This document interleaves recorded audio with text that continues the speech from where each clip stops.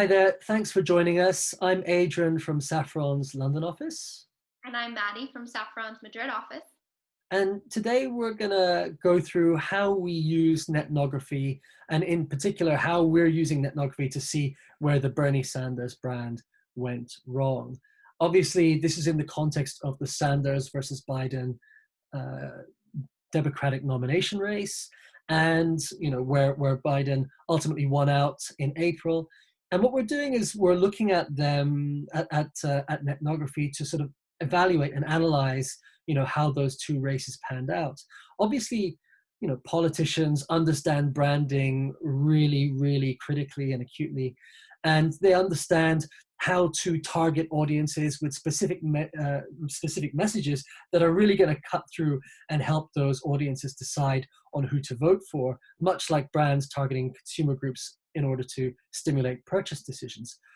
So what we're going to do is we're going to actually take an opportunity to look at these two politicians as if we were looking at them as brands. And really, if you look at these two politicians, actually they're the classic brand rivalries. You've got your challenger brand in Bernie Sanders, where he's sort of representing the underrepresented American and trying to shake up the system. And then on the other hand, you've got Joe Biden, who's obviously that more established brand and representing that mainstream Democrat voter.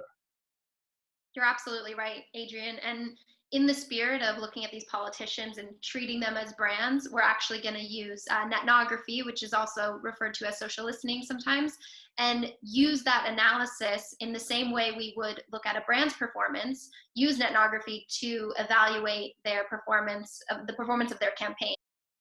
So as you can see, we're starting with the Google Trend results, which is how popular Bernie Sanders and Joe Biden were as search terms on the Google search engine. So naturally, you can see the trajectory of their two campaigns. Sanders in blue obviously had more momentum in the beginning, whereas Biden had a bit of a slow start, but as you can see with such a sharp peak, it really didn't take long for him to catch up to Sanders. Looking at their website performance, it tells a similar story, since a lot of times people search these candidates on the web to then ultimately end up at their website. So again, Biden, he had that sharper peak, which resulted in a total of 5 million visits, whereas Sanders had almost 6 million visits. So he really, in terms of web performance, came out on top looking at the last 6 months of his campaign. But websites are not the only thing that people interact with on the web. Social media is a big part of the story.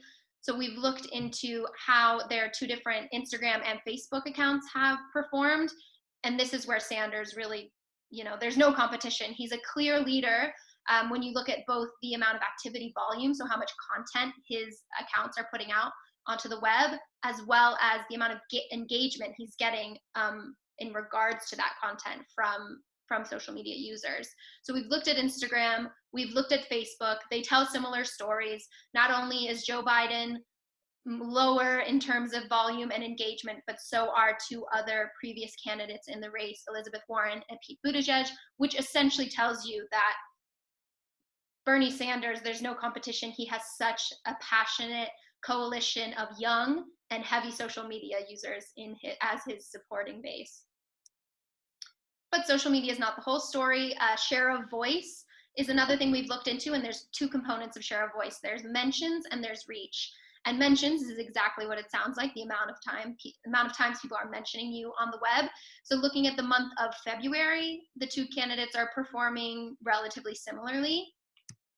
Reach, on the other hand, again, in the month of February, Sanders has a little bit of an edge over Biden, especially due to this peak you can see in mid-February. He received a lot of coverage due to his near win in the New Hampshire primary, so that generated a lot of coverage in publications. But if we look still at reach, but shift things to the month of March, that's when you can see there was a little bit of trouble in paradise for the Sanders campaign. Joe Biden particularly received a lot of coverage due to his unexpected performance in Super Tuesday. He really swept a lot of the state's primaries, and that's what resulted in this result that you can see here, where he got a lot of coverage, and that coverage received a lot of reach. But of course, numbers are great. It's important to look at actual content. What are people talking about in regards to these candidates? What kind of conversations are they having? And that's what you can see represented here. So if we look at Sanders, some of the things that stand out are the fact that his hashtags were a lot more popular, which really speaks to the fact that his supporters are big social media users. You can also see that there's some smaller words like health, insurance, Medicare, losing. That goes to show that a lot of people are concerned with his Medicare for All initiative that's seen as a little bit radical for the country. And on the other hand, you have Biden, who's more seen as this centrist Democrat. He's referred to still by his former position as vice president, which offers a little bit more credibility, also speaks to the fact that he's more of an established brand, as Adrian mentioned. He's more likely to be mentioned alongside Trump, which speaks to the fact that, you know, he's seen as this candidate that has a better chance of beating Trump come the elections in the fall than Senator Sanders. And finally, you'll notice that coronavirus is another big hit for former Vice President Joe Biden, because he's actually seen as a bit of a thought leader in terms of responding to pandemics from a political standpoint, which is another thing that he has sort of over the President Trump at the moment. So yes, that's exactly sort of the analysis we've conducted, and we'll be following the race as it continues.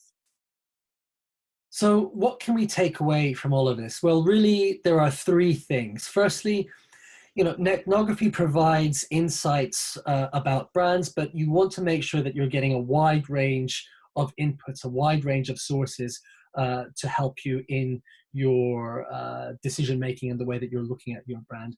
Yes, you've got your mentions, your engagement, you know, your reach and all of that stuff, which is really important, but that can only take you so far. You also want to get into the qualitative stuff, the content and the conversations that are going on between people online to sort of get a really interesting insight into how people are talking about specific brands.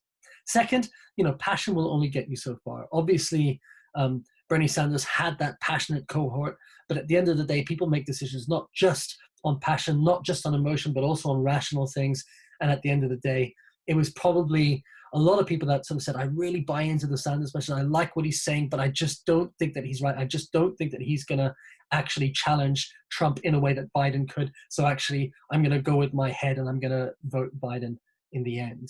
And finally, you know, you want to make sure the best brands really balance three things. They balance authenticity, differentiation, and relevance.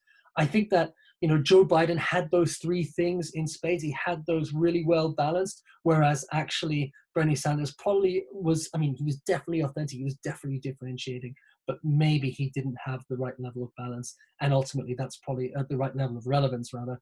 And that's ultimately why he probably lost out in that race.